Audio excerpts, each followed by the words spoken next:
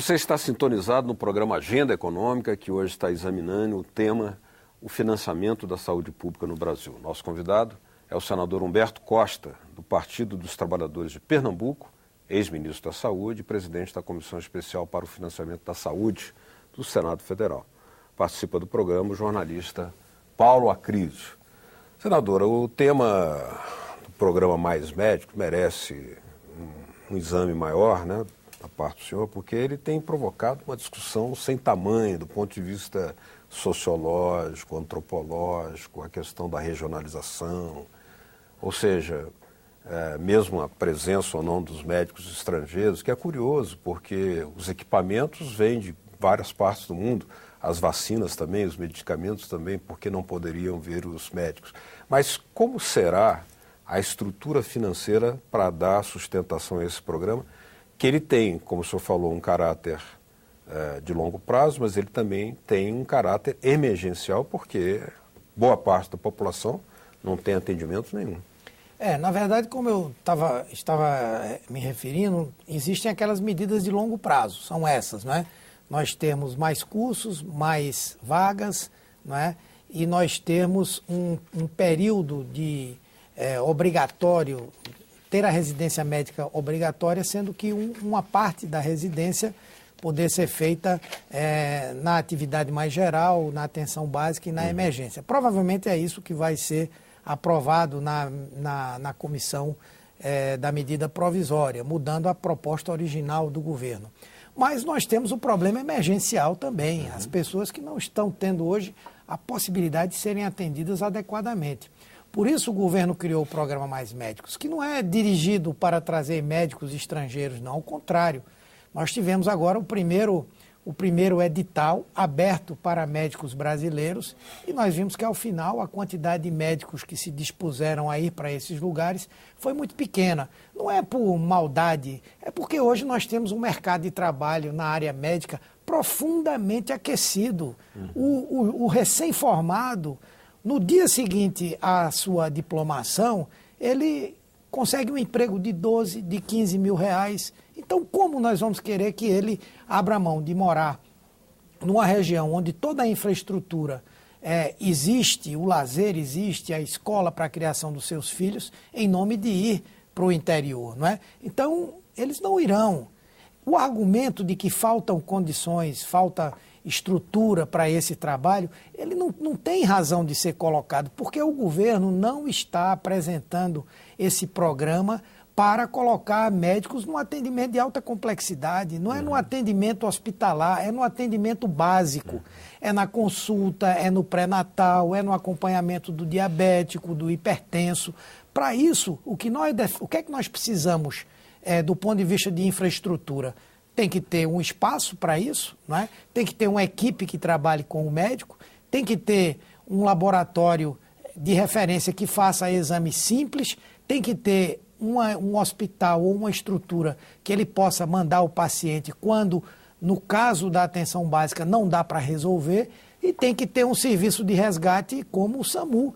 Essa infraestrutura que precisa para se fazer atendimento básico. Senador, o curioso é que, em muito menor escala, é verdade, mas essa experiência de trazer médicos, inclusive de Cuba, já aconteceu no interior do Maranhão, no município de Caxias, e, se não me engano, no estado de Tocantins, durante o governo Fernando Henrique. E, evidentemente, que as autoridades de saúde não ignoram o que ocorreu.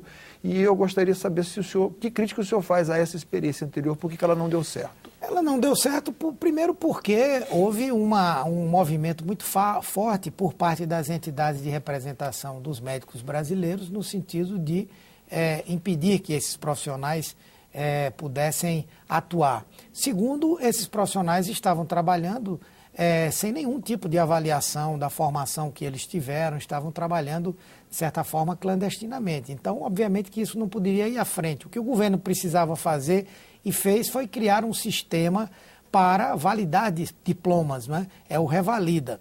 Agora, hoje os médicos colocam, por exemplo, que estrangeiro tudo bem, desde que faça o Revalida. Mas o que aconteceria se para o programa Mais Médicos essas pessoas se submetessem ao Revalida? Nós estamos montando esse programa exatamente para colocar médico onde ninguém quer ir. Então, no mais médicos, o médico que vai para aquela região, ele não pode desenvolver outra atividade, o médico estrangeiro, não pode desenvolver outra atividade que não seja naquela região. Ele tem um registro provisório do Conselho de Medicina. Então, ele vai ficar ali durante 3 anos.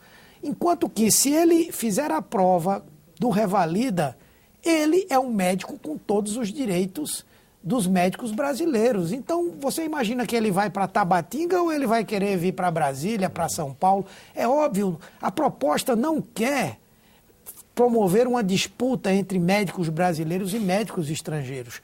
Quer levar os médicos aonde a população precisa, sejam aí é o caráter emergencial do sejam programa. eles brasileiros ou estrangeiros. É possível ter profissionais de qualidade, nós podemos fazer a avaliação curricular, as universidades vão fazer a avaliação desses profissionais, elas vão acompanhar, supervisionar o trabalho desses profissionais. Eu não tenho a mínima dúvida que o grau de satisfação que a população terá quando o programa estiver efetivamente funcionando será muito grande, mas muito grande.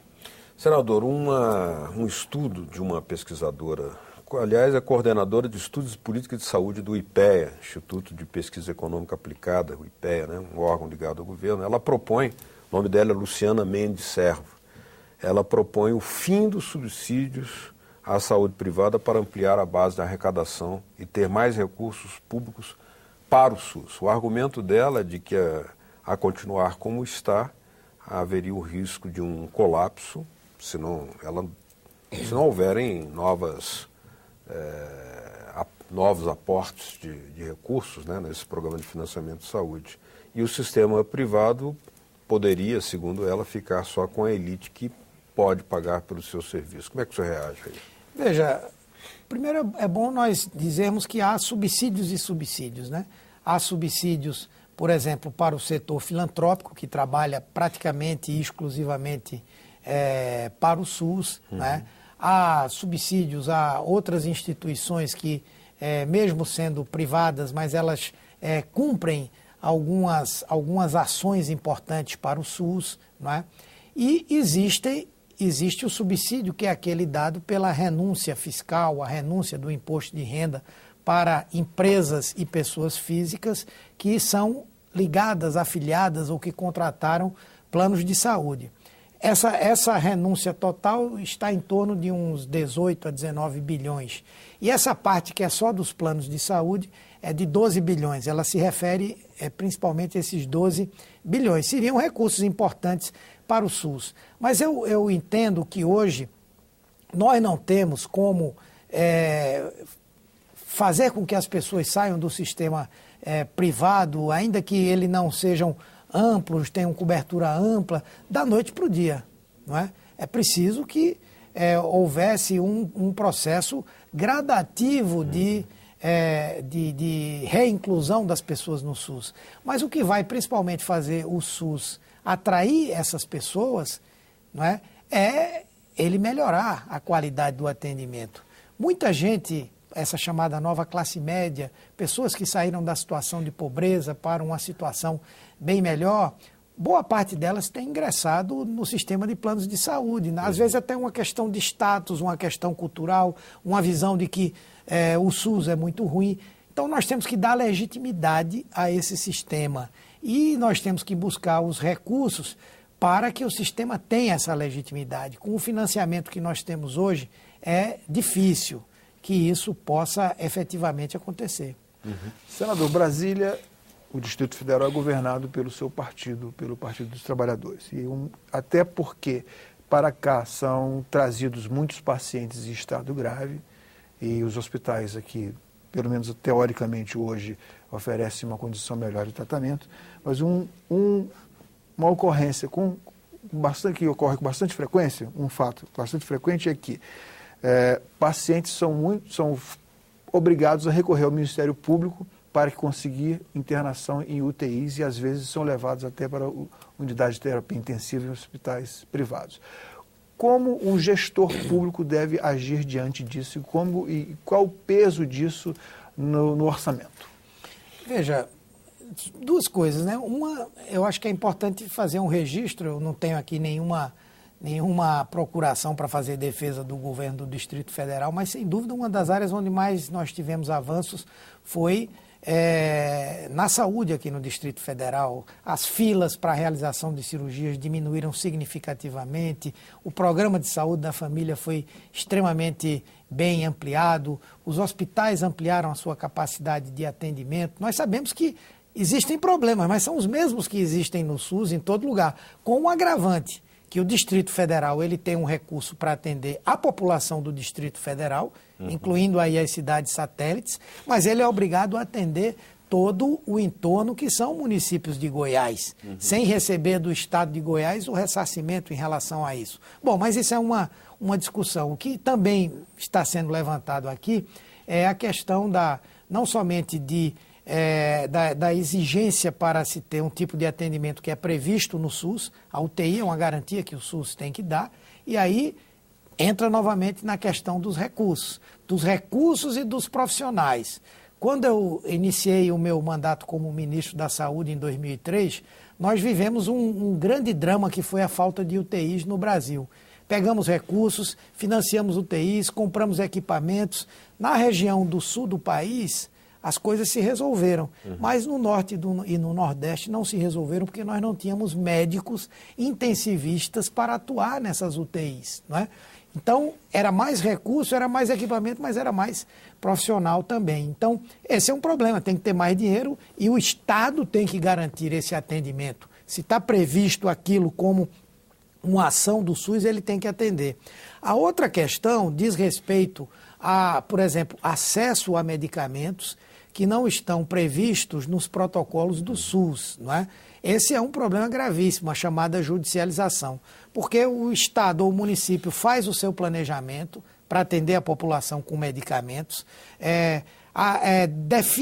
o Ministério da Saúde define os medicamentos, não é o ministro da Saúde que define, é um conselho de profissionais especializados que estabelecem um protocolo, não é? E se trabalha com essa perspectiva. De repente surge um novo medicamento, aquela empresa começa a estimular os médicos a prescreverem aquele medicamento, estimulam os pacientes a se organizarem para entrar na justiça para obter aquele medicamento e, portanto, isso, quando é atendido, não é, obviamente que provoca uma desorganização no orçamento, quer dizer, óbvio que essas pessoas precisam ser atendidas, não é? Mas muitas vezes é um medicamento que ele não é tão mais eficaz do que aquele outro que já faz parte, não é, daquela lista de medicamentos. Então, nós temos que encontrar uma solução para isso. Nenhum país do mundo, nem o Canadá, por exemplo, oferece medicamentos nessa condição que está sendo colocada. O medicamento saiu...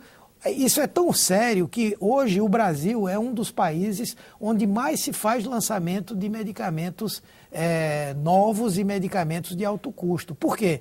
No primeiro momento consegue o registro da Anvisa, o segundo momento é pressionar para o Ministério da Saúde incluir na sua relação de medicamentos aquele medicamento.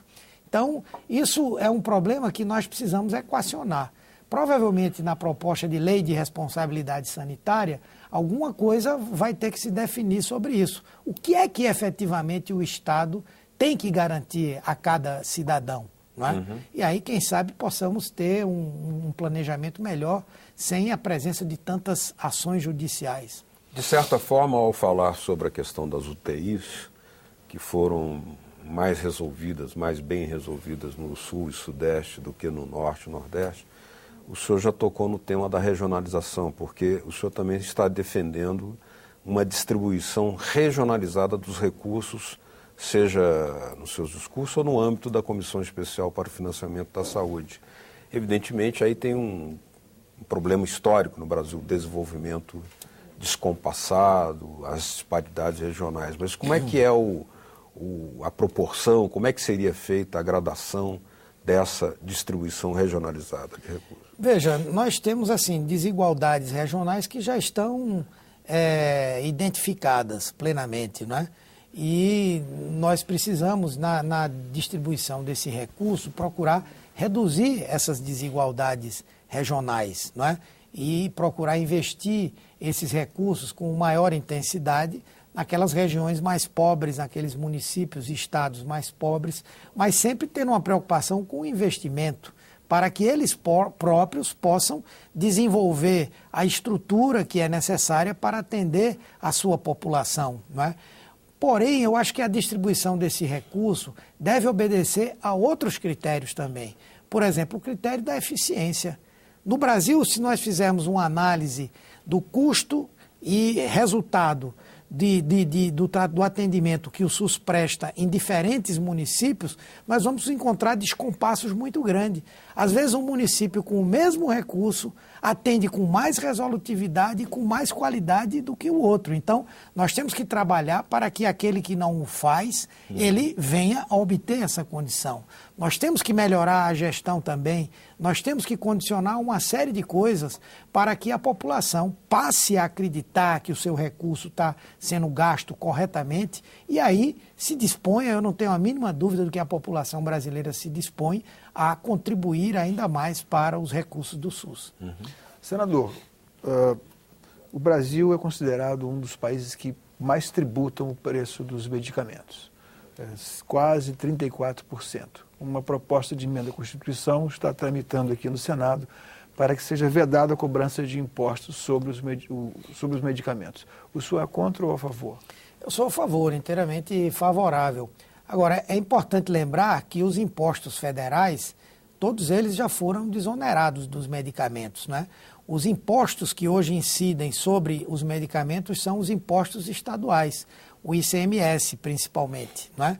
O grande problema é que alguns estados, como concentram a indústria farmacêutica, terminam tendo o recurso de impostos dos medicamentos como uma parte importante da sua receita.